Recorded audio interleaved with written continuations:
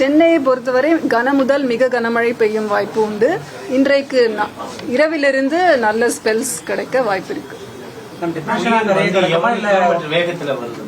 இப்போது 10 கிலோமீட்டர் மணிக்கு 10 கிலோமீட்டர் வேகத்துல இப்பொழுது நகர்ந்து கொண்டிருக்கிறது.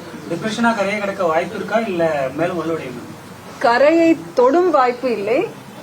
கடலோர பகுதிகளிலே அதன் மைய பகுதி நிலவுவதற்கான வாய்ப்பு உண்டு.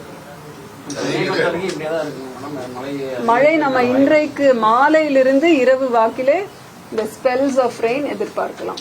காற்றோட வேகம் எந்த இடத்துல அதிகமா பதிவாயிருக்கு? நம்ம விண்ட் ரெக்கார்டர் எந்த இடத்துல பொறுத்து இருக்கோம் தமிழ்நாட்டுல வந்து நம்ம சென்னையில ஒன்று இருக்கு.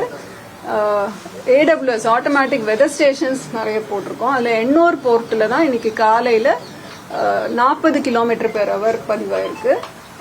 மற்றபடி பாம்பனிலே 60 km/h பதிவாயிருக்கு. கடலூர், நாகப்பட்டினம் இந்த மாதிரி மோஸ்ட்லி கடலோர அப்சர்வேட்டரிஸ்ல எல்லாமே நமக்கு தரைக்காற்று 40 to 60 km வரைக்கும் பதிவுகள் கிடைத்திருக்கின்றன. அதாவது எப்பவுமே புயல் வந்து நம்ம எதிர்பார்க்கிற அதே நேரத்துல அது கரையை ஒட்டி இருக்கும்னு சொல்றது ஒரு சேலஞ்ச் தான். ஒரு அளவுக்கு நம்ம வந்து இப்ப இருக்கிற நிலைமையை வைத்து நம்ம போர்காஸ்ட் தரோம். அதனால இன்றைக்கு மழை சென்னைக்கு எதிர்பார்க்கிறோம். மற்ற நகர்வு வந்து நாளை மாலையிலிருந்து அது வீக்கன் ஆறதுக்கு சான்ஸ் இருக்கு. அதாவது காற்றின் திசை மற்றும் வேகத்தை பொறுத்து கூட உங்களுக்கு வர மழை அதிகமாக இருக்கும். அதனால்தான் கன முதல் மிக கனமழை எச்சரிக்கை தரப்பட்டுள்ளது சென்னைக்கு. கரையை கடக்க நம்ம சொல்லல இதுவரைக்கும். கடலோர பகுதிகளிலே நிலவுவதற்கான வாய்ப்பு. அதாவது ட்ராக் வச்சு நான் உங்களுக்கு சொல்றேன்.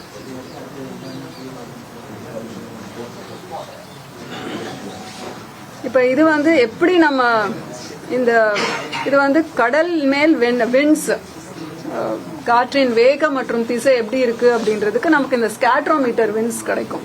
இதுல பாத்தீங்கன்னா வட இலங்கை பகுதிகளிலே தான் அந்த சுழற்சி காணப்படுகிறது. சுழற்சி மாதிரி ஒரு பேட்டர்ன் இருக்கு இல்லையா? சோ இந்த சுழற்சி தான் நமக்கு இப்போ தித்வா புயலாக இருக்கிறது.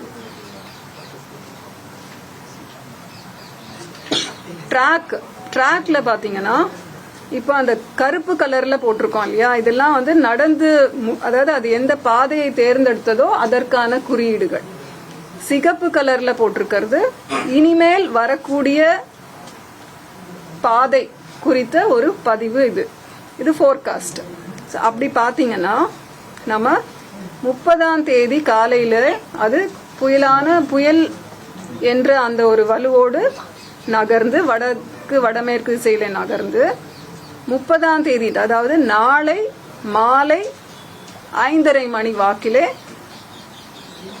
அப்போது கூட புயலாக இருந்து பின்னர் 30th இருந்து 1ஆம் தேதி டிசம்பர் வரைக்குமான காலகட்டத்தில் அதன் வலு டீப் டிப்ரெஷனாக, அதாவது காற்றழுத்த தாழ்வு மண்டலமாக அதன் வலு குறைய வாய்ப்பிருக்கிறது. அப்போதான் அது வந்து கடலோரத்திலிருந்து மிக நெருங்கிய ஒரு தொலைவில், அதாவது 25 கிலோமீட்டர் தொலைவில் இருப்பதாக ஒரு கணிக்கப்பட்டிருக்கிறது. முதல்ல சொன்னோம் இல்லைங்களா, நள்ளிரவில், அதாவது இன்று நள்ளிரவில் 60 கிலோமீட்டர் தொலைவிலும், நாளை அதிகாலை 50 கிலோமீட்டர் தொலைவிலும், நாளை மாலை 12 UTC அதாவது 5:30 மணிக்கு பின்னர் 25 கிலோமீட்டர் தொலைவிலும் நிலை கொண்டிருக்கும் வாய்ப்பு. அதாவது மித்வா புயலோட மைய பகுதி இவ்வளவு அருகில், கரையிலிருந்து இவ்வளவு அருகில் நிலை பெறுவதற்கான வாய்ப்பு இருக்கு என்று கணிக்கப்பட்டுள்ளது. சென்னைக்கு அருகே வரும்போது டிப்ரெஷனா இருக்குமா இல்ல புயலா இருக்குமா? அதுதான் டிப்ரெஷனாக வாய்ப்பு இருக்கு. அந்த டிஸ்டன்ஸ் வந்து 30ஆம் தேதி 5:30 மணி வாக்கிலிருந்து 1ஆம் தேதி அதிகாலை வரைக்குமான இடைப்பட்ட நேரத்திலே அதன் வலு குறைய வாய்ப்பிருக்கிறது. இது வந்து இது செயற்கைக்கோள் புகைப்படம். செயற்கைக்கோள்ல படி பாத்தீங்கன்னா இப்ப இலங்கை கடல் பகுதிகளிலே தான் அதன் மையப்பகுதி வட இலங்கை பகுதிகளிலே. அது எப்படி நமக்கு ஆடட் இன்புட் வந்து நமக்கு வர்ற அந்த ஸ்கேட்ரோமீட்டர், கடலின் மேல் எப்படி காற்றின் வேகம் மற்றும் திசை இருக்கிறது என்று தெரிவதற்கான ஒரு அடிஷ்னல் இன்புட் நமக்கு இந்த ஸ்கேட்ரோமீட்டர்ல இருந்து கிடைக்கும்.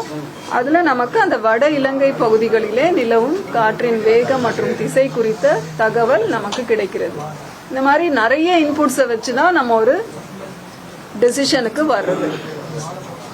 அதை தவிர முன்பே சொன்ன மாதிரி கடலோரத்துல இருக்கிற எல்லா அப்சர்வேட்டரிஸ்லயும் இப்ப மணிக்கு ஒரு தடவை டேட்டா எடுத்துட்டு இருக்காங்க.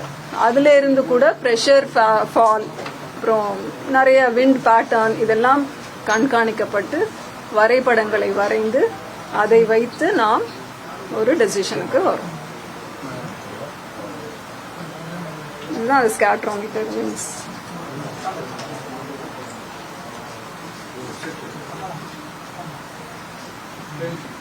இது போருமா?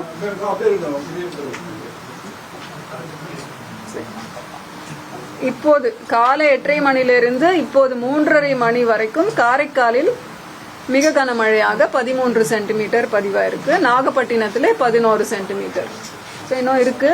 அப்போ மழை அதிகமாக வாய்ப்பு இருக்கிறது.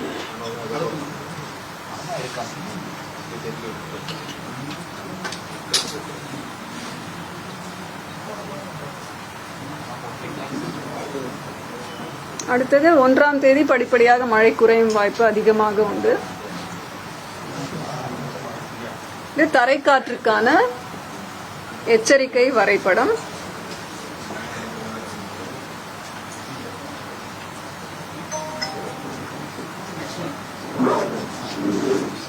இது நாளைக்கான தரைக்காற்று எச்சரிக்கை வரைபடம்.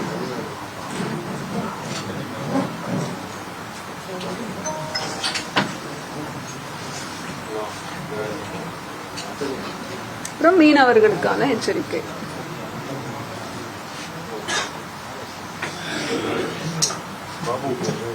அந்த நவம்பர் மாதமா எது வேணும்? இது வந்து சீசன் தமிழகம் மற்றும் புதுவையோட சீசனல் ரெயின்ஃபால். இப்ப நாளைக்கு நவம்பர் மாதம் முடிவடையும் பொழுது நமக்கு இதை ஒட்டியே தான் இருக்க போகுது, இயல்பை மழை ஒட்டியே தான் இருக்க போகுது. அதனால ஒரு இதுல இருந்து நமக்கு ஒரு பேட்டர்ன் தெரிய வருது. நவம்பர் மாதம்னு பாத்தீங்கன்னா பெரும்பாலான மாவட்டங்கள் இயல்பை விட குறைவாக பதிவாயிருக்கு. சென்னைக்கு வந்து -78%.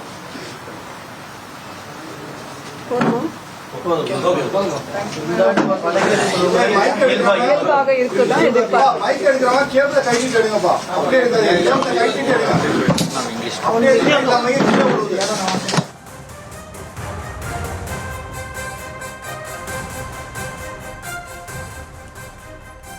இந்திய வானிலை ஆய்வு மையத்தின் தென்மண்டல தலைவர் அமுதா செய்தியாளர்களை சந்தித்தார். அந்த காட்சிகளை பார்த்தோம். கூடுதல் விவரங்களை பின்னர் வர செய்தி தொகுப்பில் பார்க்கலாம்.